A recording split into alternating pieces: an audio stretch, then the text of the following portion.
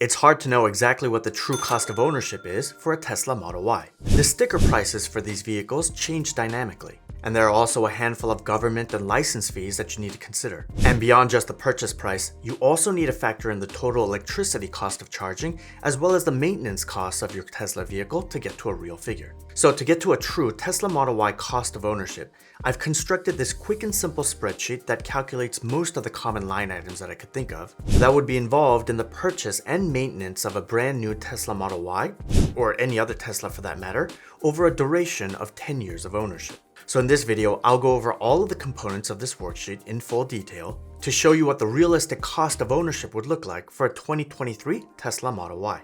And if you'd like to download this worksheet for free and follow along, or just use this calculator to input your own factors and calculate a more personalized cost of ownership for your Tesla vehicle, then stick around to the end of the video where I'll show you where to go to download this. Welcome back to Daniel's Brew, where I talk personal finance and career development. Alright, so let's dive right into the spreadsheet here and start at the very top with the vehicle cost section. There are 3 line items here: the base vehicle price, options and add-ons, and then the total cash price of the vehicle inclusive of all of those options and add-ons. To make it easier, I've already compiled the table at the right of the calculator that includes base prices of all of the current Tesla vehicles on Tesla.com. So when you select which vehicle you're interested in with this drop down here, the base vehicle price automatically populates from the data in this vehicle selection table. It's important to note that the data in this vehicle selection table is current as of September 2023. So if you're reading this article at a later date than this, then feel free to update this table with the most current prices that you can find on Tesla.com. But for our example today, we're looking to purchase a long-range Tesla Model Y. Next, let's also say that the only additional option that we're deciding to add here is the full self-driving at the current price of $12,000. So that brings our cash total price of the vehicle to just over $62,400. Next, we need to know what the sales tax rate will be of this purchase. Sales tax rate differs by state and local municipality, so you'll want to do a quick Google search for this or want to log on to your local state website to see if you can get the exact values. But for our purposes today, I'm going to input 9.1%, which is the average sales tax in my state and local area at the moment. So in this example, the sheet calculates the sales tax to be collected here to be just over $5,600. Next, this is a bit uncommon, but if you have a trade-in vehicle that qualifies you for a tax credit, then you can enter that here in this line item. But be careful, this is different than a trade-in value for your vehicle, which is listed out as a separate line item within the credit section down below. So unless you specifically have a tax credit for your trade-in, you can leave this area blank. So if we add the sales tax to the total cash price of the vehicle, our current subtotal here comes out to just over $68,000. Next, we have government agency fees. The first 3 line items here in this section are registration, licensing, and electronic filing fees, which are very common in almost every vehicle purchase here in the US. These costs, of course, vary depending on your state, but in a state like California, they're $316, $416, and $33 respectively. The next 3 line items are less common.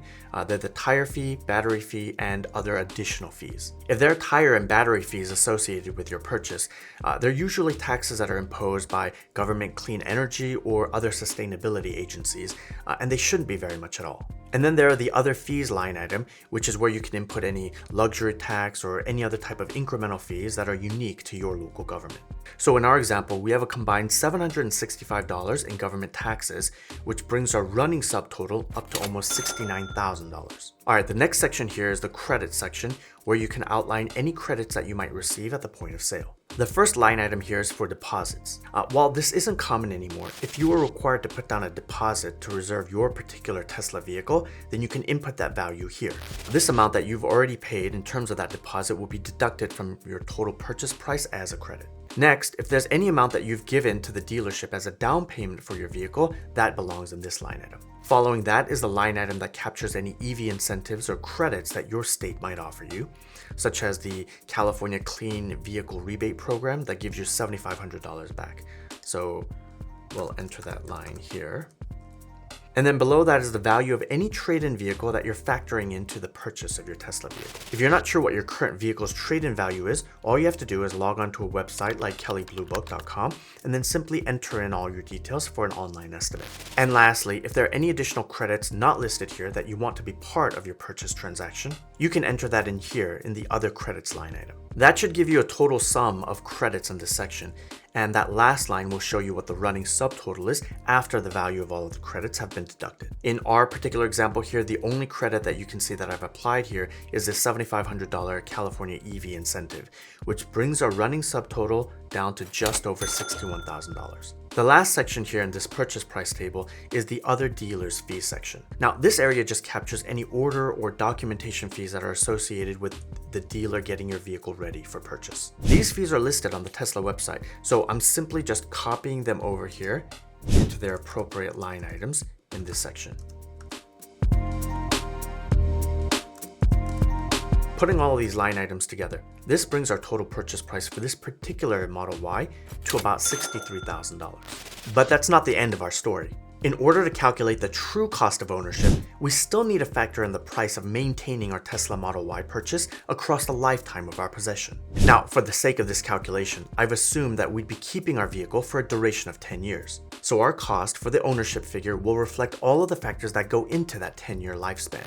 So moving over to the years of ownership table here, the first section in this table is the electricity cost for charging the Tesla every night. Now, I know that we may not all be charging our Teslas every single night, but for the sake of consistency and simplicity in the model, I just assumed here that we charge it 365 days a year and that we charge it to 90% capacity, just like the Tesla app recommends. So having said that, the first input line here is your average electricity usage cost. Electricity consumption is measured in kilowatt hour. And if you look at your utility bill, you should be able to see the rate and units of kilowatt hours that you're using.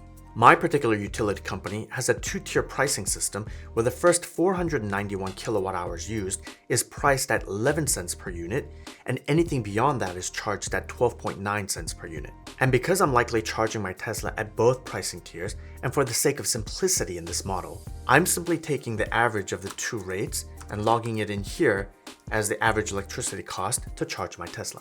The next line item to fill in is the average range remaining each night when you plug in your Tesla Model Y. You see, even though each morning you'll start off with 90% capacity in your Tesla Model Y, your driving habits will obviously vary day by day. And some days you'll go on long trips, and on other days you may not even drive the car at all. But in order to know how much you're charging your vehicle each night, we'll need to approximate how many miles are left over on your car after each day of driving. In my particular case, on average, I expend about 52 miles of range each day, which brings me to 245 miles of capacity remaining each night if I've started with 297 miles of capacity, which is 90% of my total range of my Model Y.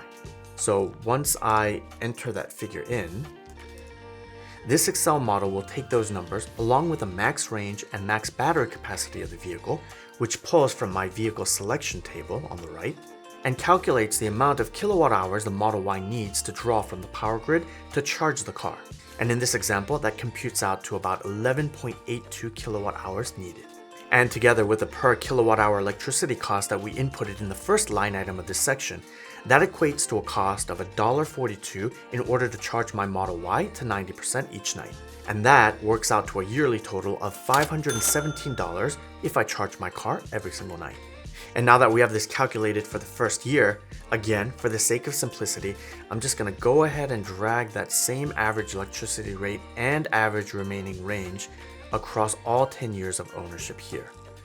Even though I know that the chances of these figures staying the same for the next 9 years is highly unlikely. But again, for the simplicity of the calculation of this model, that's what I'm going to do.